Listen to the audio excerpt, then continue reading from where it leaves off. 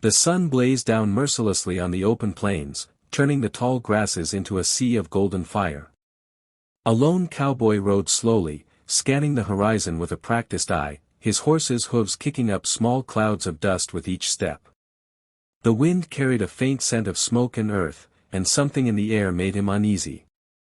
Then, amidst the rocks and dry brush, he noticed a figure struggling to move. As he drew closer, his heart skipped a beat. It was a woman, young and strikingly beautiful, her dark hair matted with blood and dirt. She was crouched low, trying to drag herself across the unforgiving ground, every movement filled with pain and desperation. Her eyes met his, wide with fear and defiance. She expected the worst: captivity, slavery, perhaps even death. Her people had taught her stories of settlers who showed no mercy, and she braced herself for the inevitable. Her body tensed, ready to fight or flee, but the cowboy did not reach for a weapon.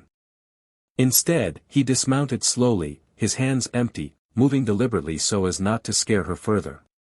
From his saddlebag, he produced a small canteen of water and a piece of dried meat, placing them gently on the ground. "Drink," he said softly, his voice calm and steady, carrying no threat. "You're safe." She hesitated, suspicion flickering in her eyes. Every instinct screamed to run, yet exhaustion and pain pinned her to the spot. Her throat burned with thirst, her body trembling from blood loss and fatigue. Slowly, almost reluctantly, she lowered herself to the ground and took the water he offered, her hands shaking as they grazed his.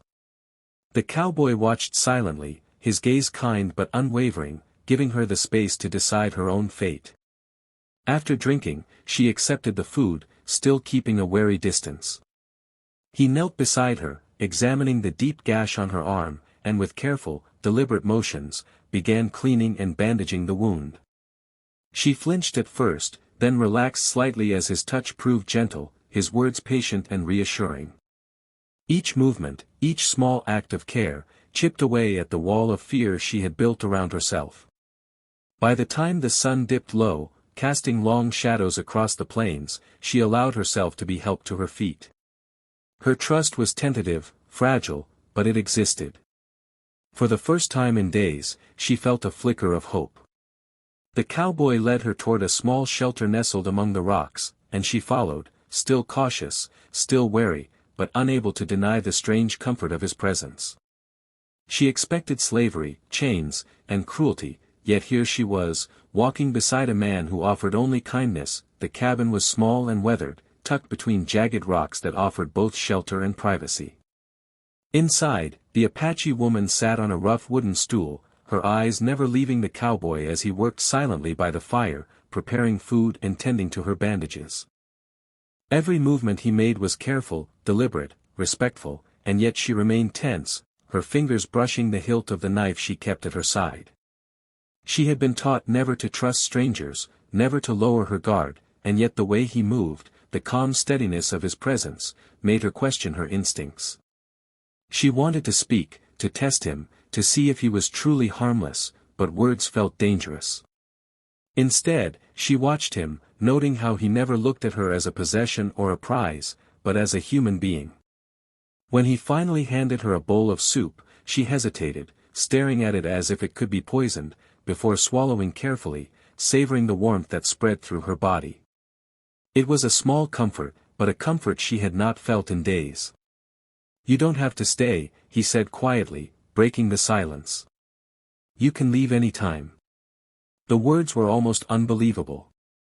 Freedom, true freedom, was something she had not experienced since the attack on her tribe.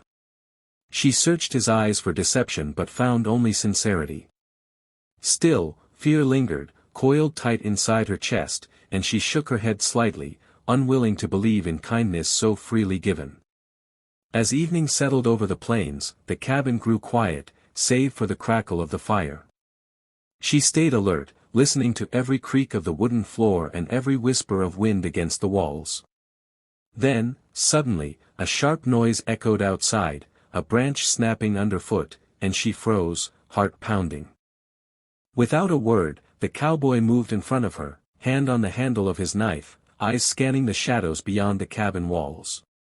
She felt an unexpected surge of safety, a flicker of trust she had not thought possible.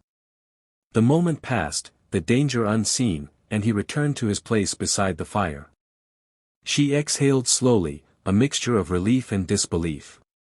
For the first time, she began to realize that perhaps not all men sought to enslave or harm her.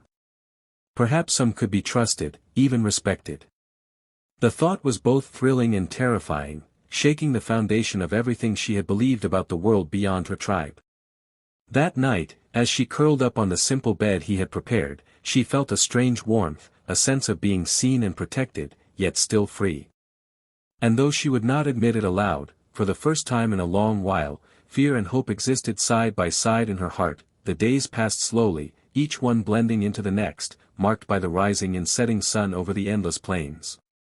The Apache woman's wounds healed, and with each passing day, she moved with more confidence, her steps lighter and her spirit less burdened. The cabin, once a place of cautious shelter, began to feel like a temporary haven, a space where she could breathe without constantly bracing for betrayal.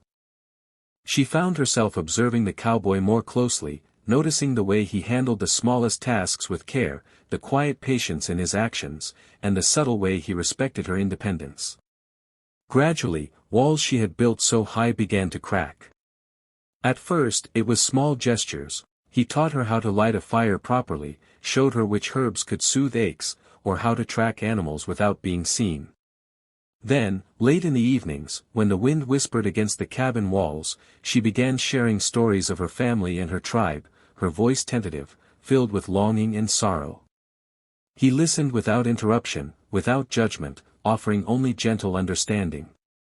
And sometimes, he shared small pieces of his own past, a childhood spent on the frontier, a life of solitude and responsibility, but never enough to intrude, never enough to claim her trust before she was ready. One afternoon, as the sun dipped low, casting long shadows over the plains, they spotted a group of men approaching from the distance.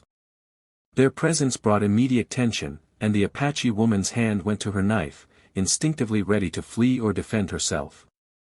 But the cowboy calmly gestured for her to stay behind him, whispering strategies and surveying the terrain. Together, they moved quietly through the brush, communicating without words, relying on instincts sharpened by days of learning from one another. The danger forced a kind of intimacy, a silent trust that had never existed before. She saw how he genuinely protected her, not as a possession, but as a human being with value and freedom. As the men passed, unaware of their presence, a weight lifted from her chest. For the first time in days, maybe weeks, she felt a flicker of admiration, not just for his skills, but for his character, the rare combination of strength and kindness. Sitting by the fire that night, she realized that trust could be earned, that safety could exist without chains, and that freedom and companionship were not mutually exclusive. Somewhere deep inside, a new feeling was stirring, fragile yet undeniable, a quiet warmth that whispered of possibilities she had never imagined. The morning air was crisp, carrying the scent of earth and distant pine, as if the world itself had paused to watch what would happen next. The Apache woman stood at the edge of the clearing, her eyes scanning the horizon with a mix of caution and determination. The days spent with the cowboy had changed her, softening the rigid walls of fear she had carried for so long, replacing them with a cautious hope. Her body was healed, her spirit stronger, yet the shadow of her past still lingered. Earlier, the hostile men had returned, more determined and aggressive this time. But the bond she had formed with the cowboy had transformed her fear into strategy. Together, they had set traps and planned carefully, relying on both his knowledge of the land and her cunning and agility. The encounter had been tense, every shadow a potential threat, every sound a warning. Yet when it ended, they emerged unscathed, their enemies driven away by a combination of wit, skill, and the unspoken coordination between them. She realized in that moment that she had not only survived but contributed to her own safety. She had agency. She had choice. After the danger passed, the cabin felt different. The walls that had once confined her now seemed to reflect her growth and newfound strength. The cowboy approached quietly, his eyes searching hers, and extended a hand, not in command, not in possession, but as an invitation. You have a choice, he said softly. You can travel with me, stay here for a while, or return to your tribe. Whatever you decide, it's yours alone.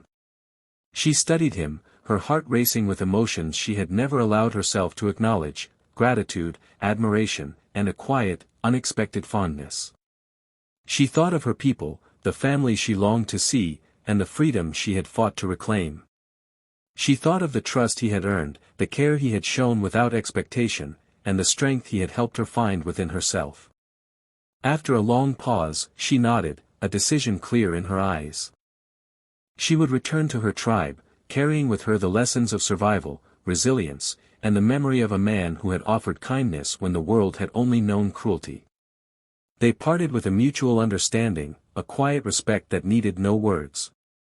As she walked toward the distant hills where her people awaited, the sun rose higher, bathing the plains in golden light. She felt lighter, stronger, truly free, knowing she had chosen her path. Behind her, the cowboy watched silently, a faint smile on his lips, proud of the woman who had walked out not as a victim, but as a warrior of her own destiny.